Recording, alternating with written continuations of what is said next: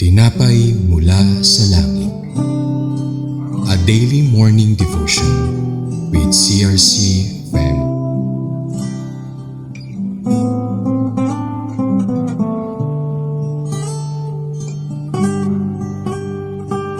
Isang mapagpalang umaga po sa lahat. Ako si Associate Pastor Abigail Pron from CRC Calabanga Daughter Church. Samahan niyo po kami sa ating programang Tinapay Mula sa Langit, ang pang-araw-araw nating devotion sa salita ng Diyos. Ngayong umaga ay matutunghayan natin ang Ruth chapter 1 verses 10 to 13 na pinamagatang Naomi pleads with her daughters-in-law to stay in Moab. Ngunit bago tayo magpatuloy, samahan niyo po ako sa isang maikling panalangin. Heavenly Father, thank you for this time that you have given us to hear your word. Please open our hearts and minds. Help understand your message and apply it to our lives. Lord, speak to us today with your Holy Spirit. In Jesus' name we pray, amen. Today we are going to look at the story of Naomi and her daughters-in-law, Ruth and Orpah. In Ruth chapter 1 verses 10 to 13. In verse 10, we will go back with you to your people, they said. Verse 11, but Naomi said, return home, my daughters. Why would you come with me? Am I going to have any more sons who could become your husbands? Verse 12, return home, my daughters. I am too old to have another husband. Even if I thought there was still hope for me, even if I had a husband tonight and then gave birth to sons. Verse 13, would you wait until they grew up? Would you remain unmarried for them? No, my daughters, it is more bitter for me than for you, because the Lord's hand has turned against me. Naomi had experienced great loss. Her husband died and later, ang dalawa naman niyang anak na lalaki ang namatay. She was grieving and she felt that she had nothing left to offer Ruth and Orpah. She told them to return to Moab and start a new life. Naranasan mo na ba na ang mga plano mo sa buhay ay hindi nangyari ayon sa iyong inaasahan? Like maybe you had plans for your family, your work, your future, or your dreams. But suddenly something happened and everything changed. So, what can we learn from Naomi's difficult season? In Ruth chapter 1 verses 10 to 13, clearly stated the 4 important lessons that we can learn from Naomi's life. First, when plans fall apart, God can make a new start. Naomi had plans for her family, but everything changed when her husband and sons died. In verses 11 and 12, Naomi asked Ruth and Orpah why they wanted to go with her. She knew she could not give them other husbands. From Naomi's point of view, there was no future for them with her. Minsan, nangyayari din ito sa atin. Nagpaplano tayo, ngunit hindi nangyayari palagi ang mga bagay na gusto natin. Like, we may lose a job, a relationship may change, a door may close, at minsan yung pinapanalangin natin ay hindi nangyayari. But when our plans fall apart, it does not mean that God has no plan. Alam ng Diyos ang kanyang plano para sa atin. Mayroon siyang magandang layunin at binibigyan niya tayo ng pag-asa para sa hinaharap. Ang sabi sa Jeremiah 29 verse 11, for I know the plans I have for you, declares the Lord. Plans to prosper you and not to harm you. Plans to give you hope and the future.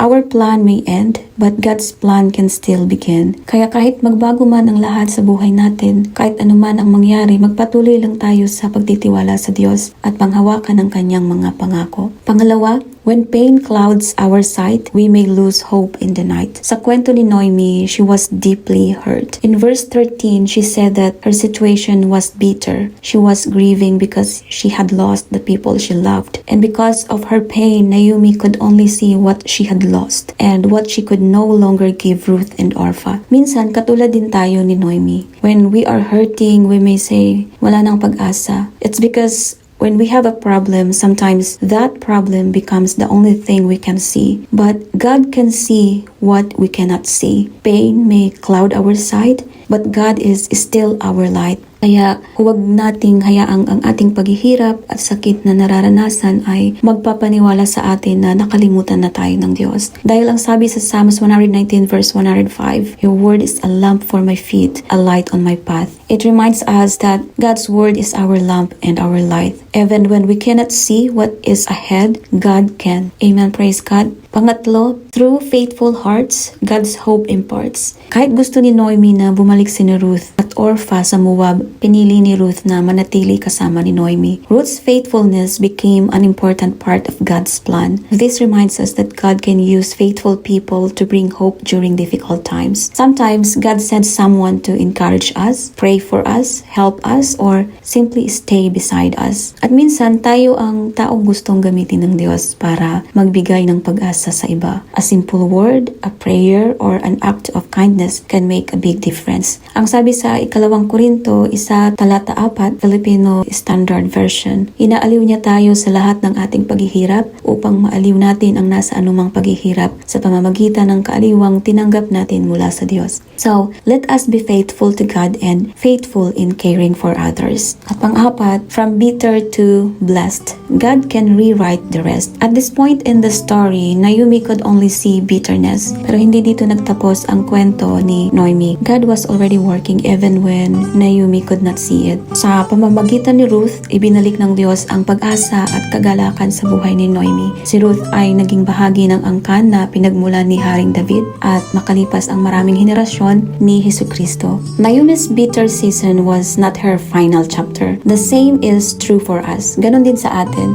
Maaring may pinagdadaanan tayong pagsubok ngayon pero hindi natin alam kung ano ang inihahanda ng Diyos para sa atin bukas. It says in Psalms 30 verse 5, "Weeping may stay for the night, but rejoicing comes in the morning." So from bitter to blessed, God can rewrite the rest. So what can we learn from Naomi's story? When our plans fall apart, God can make a new start. When pain clouds our sight, God can lead us back to the light. Through faithful people, God can bring hope into our lives. And when we are going through a bitter season, we can remember that God is still writing our story. Maybe today you are experiencing something you did not plan. Maybe you are disappointed, worried, or hurting. Alalahanin natin si Noemi. What looked like the end of her story became the beginning of something beautiful. So do not give up because you cannot see what God is doing. Trust Him even in the difficult season. Because even when our plans changes, God's purpose remains. Let us pray. Heavenly Father, thank you for your word today. Thank you for reminding us through the story of Naomi that even when our plans change, you are still working. Lord, when we are hurting and cannot see hope, help us trust you.